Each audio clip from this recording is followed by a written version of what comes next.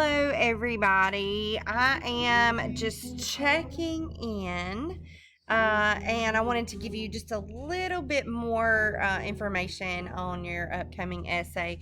So, hopefully, at this point, you've at least started making your way through the module and following that task list, and kind of maybe getting an idea of what you want to write about. Some of you may already be well past that point in terms of having an idea and working towards it, especially if you're working on your journal entries, which always serve as really good pre-writing tools for your larger essay. So I wanted to point out just a couple of things about the narrative essay and share some tips and tricks. I sat down and wrote a sample narrative essay that I'm going to share with you guys, and it's always fun for me to do that. I try to write a new one every year, and our new essays every year, just because I love to write, and the process is always something that has always been fun for me to do.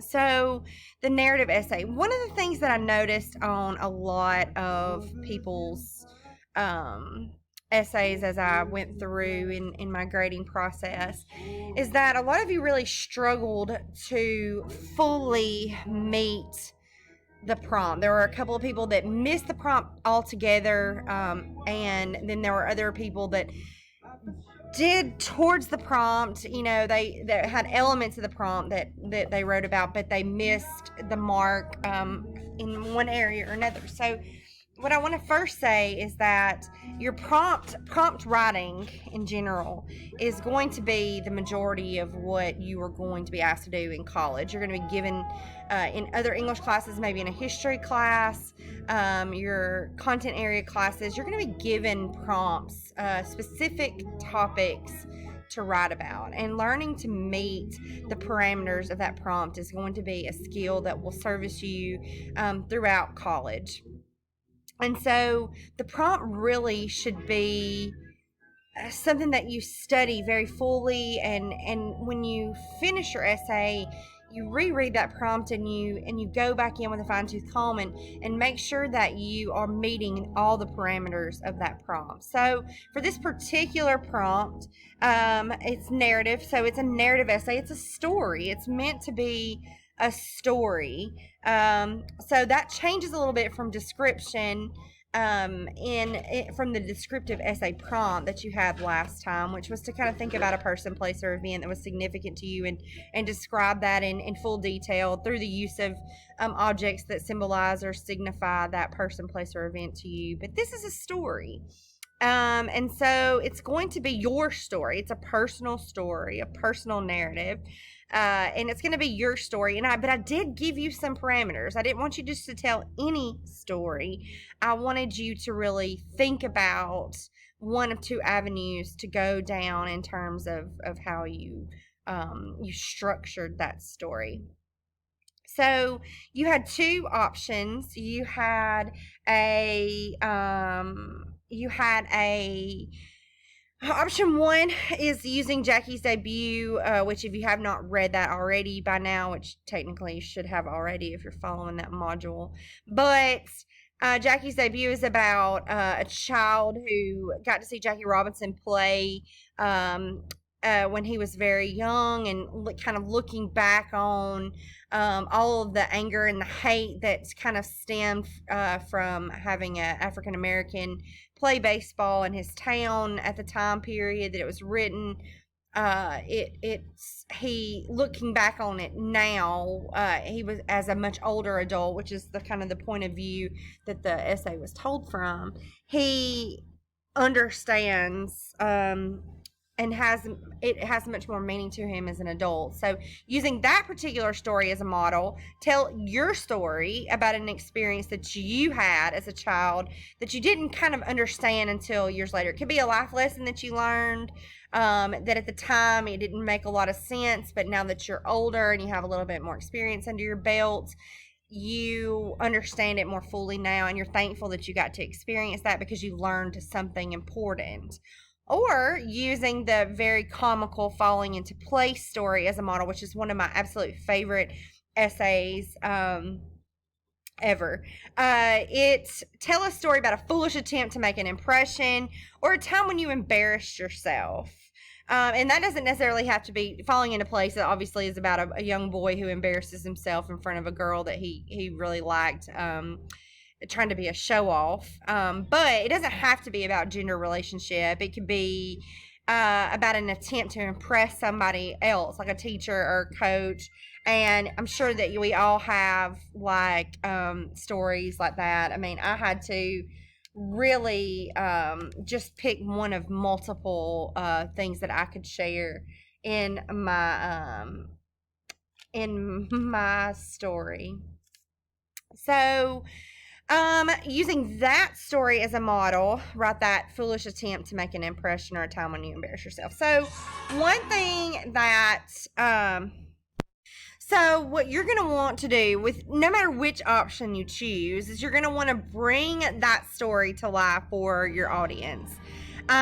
Using purposeful dialogue, which means that there needs to be some dialogue in your story. That's conversation between you and somebody else, but I'm going to say that you need to be purposeful with it, and that's why I kind of put that there in the instructions. It shouldn't be a one-page conversation with you and somebody else. You really want to make it purposeful. You want to pull out a meat of a piece of conversation, and I'll show you mine in my story because I only use one line of dialogue in my entire narrative. You want to use vivid details, figurative language.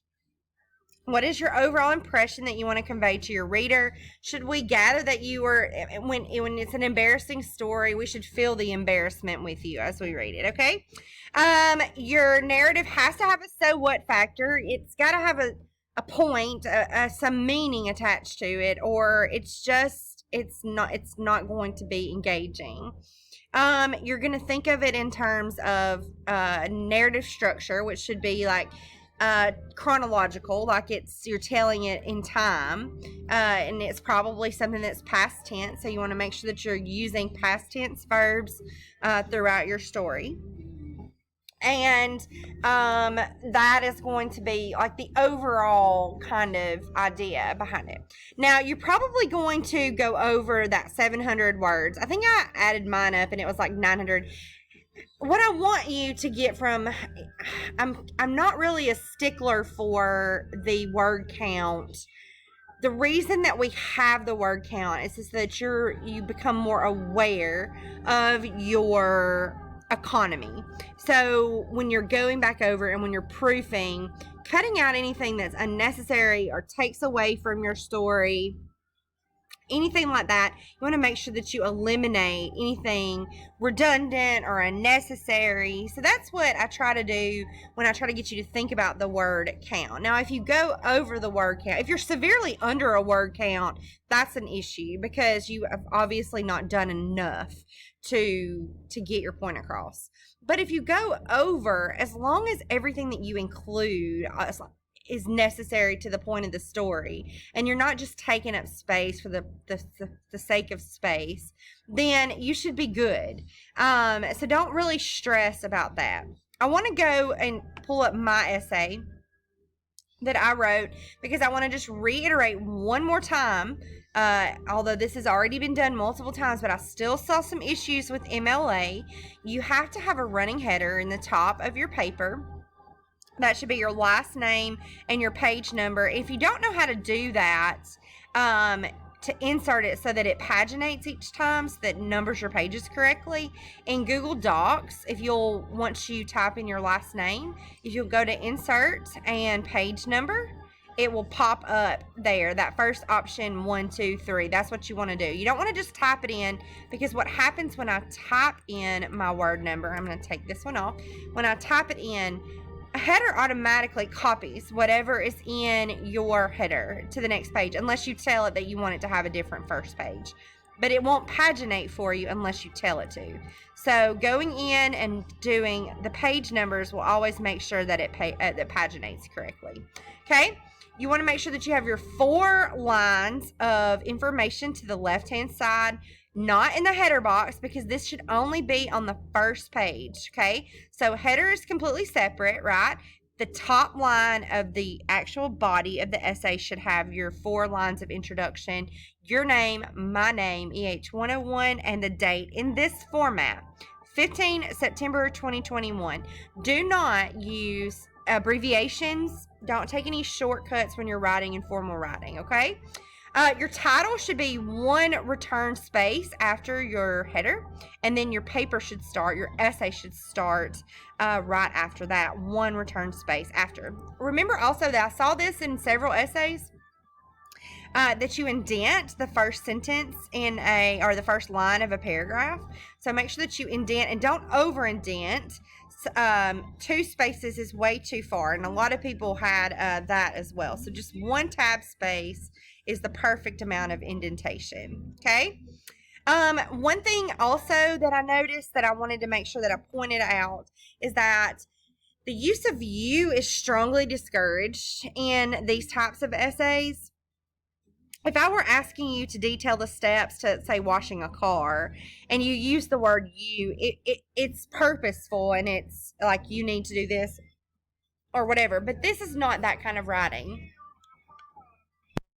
Okay, so making sure that you indent your paragraphs, that should be a rote standard grammar skill, mechanical skill that you should have learned a long time ago, but I did notice that on a couple of the essays that I got back. So my particular essay, and I'm not going to read it to you, but I'm going to let you go in and read it and kind of take a look at it later. But mine is in chronological order. I start with just kind of a little bit of back information, then I start my story. It's in order, and then my final paragraph is kind of like today, in today's time, kind of looking back on it. So that might be a way that you want to set your story up. If you have any additional pages that are blank, like I'm noticing, I noticed on a couple of essays that would be an additional page that's blank is tacked on. Make sure that you delete that off. You don't want to leave any blank pages on your final draft. Okay, so I'm looking forward to reading your own story, your personal narrative. Please remember it's your story, so it's a story that you should tell about yourself. Like it needs to be personal, because that is where the meaning is going to come from. It's kind of hard to make something that you heard or someone else's story personal enough to provide that meaning that aids in giving it a so what, giving your paper a so what factor. So I'm here if you have any questions, and I hope that you guys are having a great week, and I will talk to you soon.